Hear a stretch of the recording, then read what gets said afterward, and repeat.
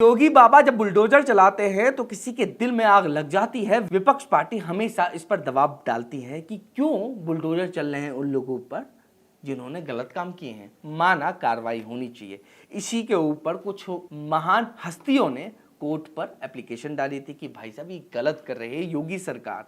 पर हाल ही में कोर्ट ने बाकायदा फटकार लगाई है उन लोगों को और कोर्ट ने ये कहा है कि हम इस मामले में कैसे पढ़ सकते हैं और हम भला कैसे रोक सकते हैं। बुलडोजर जहां चल रहे हैं वो अवैध है, वो नगर निगम का काम है। अगर नगर निगम के हिसाब से वो अवैध है तो अवैध है।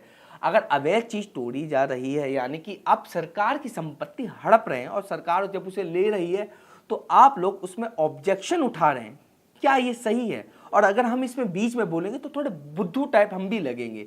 सही कहा कोर्ट ने, बुद्धू टाइप तो लगेंगे ही, क्योंकि अगर सर आपने किसी का कब्जा कर रखा और कोर्ट उसे कह रही है कि भैया जो आपने कब्जा कर रखा उसे हटाइए पीछे, तो आप कहेंगे कि भैया सरकार तो आपके साथ गलत कर दी। आपने बड़ी मेहनत करी है उस चीज़ को कब्जा करने के लिए, समझिए। आपने तो अपने इलाके में पहले धोश जमाई है, फिर थोड़ा सा जगह बढ़ाई है, फिर उस बढ़ी हुई जगह पे अपना ढांचा खड़ा किया है।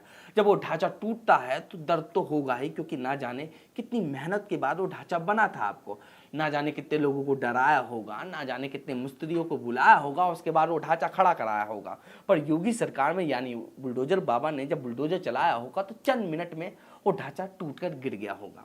सवाल ये पूछते हैं कि जो दबंग है वो हड़प रहा है और आम इंसान जो वाकई एक एक ईंट का मोहताज है वो अपने घर नहीं बना पा रहा है। खैर, दबंग को दबंग वाली इज्जत दी जा रही है, इसमें कोई गलत नहीं है। हमारे हिसाब से जो अवैध है वो टूटना चाहिए, इसमें कोई शक नहीं है। अगर आपके मन में ये आ रहा है कि जो अपराधी अपराध कर रहे हैं उनके ही घर क्यों टूट रहे हैं, तो भाई साहब जो चौड़े में आप निकलते हैं पत्थर फेंकने के लिए, जो चौड़े में आप निकलते हैं किसी को गाली देने के लिए, जब आप अपराध करेंगे तो थोड़ा बहुत तो आपको झेलना पड़ेगा। क्योंकि आप इतने बड़े दबंग हैं कि बीच चौराहे पर आकर आप पत्थर फेंक रहे हैं, बीच चौराहे पर आकर आप सरकार की प्रॉपर्टी बर्बाद कर रहे हैं। जब सरकार एक्शन ले रही है तो आपको मिर्ची लग रही है, लगनी स्वाभाविक है, क्योंकि मिर्ची लगेगी ही आपको जब आपकी संपत्ति बर्बाद होगी। आपकी संपत्ति नहीं है जो आपने हड़पी है, और सरकार हड़पी हुई संपत्ति को आपसे छीन रही है। अगर कोर्ट इसमें आपके पक्ष में बात करेगा तो कोर्ट थोड़ा बेवकूफ लगेगा, क्योंकि कानून अंधा है, पर इतना भी अंधा नहीं है कि इसको सुना ही नहीं देता है। क्योंकि जो कोर्ट सुन रहा है और समझ रहा है वो सही कह रहा है। कोर्ट के खिलाफ जो लोग जा रहे हैं मेरे हिसाब से वो गलत जा रहे हैं। माना आप डाल सकते हैं कि भाई साहब हमारा मकान टूट रहा, हमारे बगल वाले का कैसे बच रहा, तो इसके लिए आप एप्लीकेशन डालिए। पर अगर आप ये एप्लीकेशन डाल लें कि भाई हमने पत्थर फेंका है उसके बाद हमारा घर तोड़ा जा रहा है, कार्रवाई नहीं हो रही, तो कार्रवाई कुछ अलग ही हो रही है आजकल उत्तर प्रदेश में। तो जितने भी गुंडे मवाली हैं थोड़ा डरना चाहिए आपको। अगर अब नहीं डरेंगे तो कब डरेंगे? खैर, सावन का महीना आ चुका है, आप थोड़ा डर के रहिए, क्योंकि बरसात में दीवारें गीली हो जाती हैं और बुलडोजर चलाना थोड़ा आसान इसलिए हो जाता है क्योंकि आसानी से दीवारें टूट जाती हैं। क्योंकि योगी आदित्यनाथ से वही लोग नाराज हैं जो योगी आदित्यनाथ जिनको परेशान कर रहे हैं।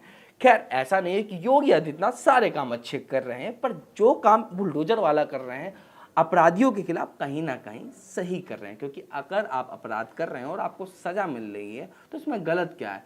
इससे कुछ लोगों को सीख मिलेगी। क्या सीख मिलेगी? सीख जैसे कि ये मिलेगी कि अपराध करने से पहले सामने वाला सलाह देगा कि भाई साहब अगर आपने भी अपराध किया तो उसके जैसा हमारा भी हाल होगा। खैर, इसीलिए योगी आदित्यनाथ सख्त से सख्त कदम रख रही है। खैर, योगी आदित्यनाथ जितना कोशिश कर रही है अपनी सरकार को तंज कसने की, अपनी सरकार को बढ़ाने की, अपनी सरकार को सख्ती से काम करने की, शायद उतना हो पा रहा है कि नहीं। अपनी राय जरूर भेजें, क्योंकि राय आपकी हमारे लिए बहुत महत्वपूर्ण है।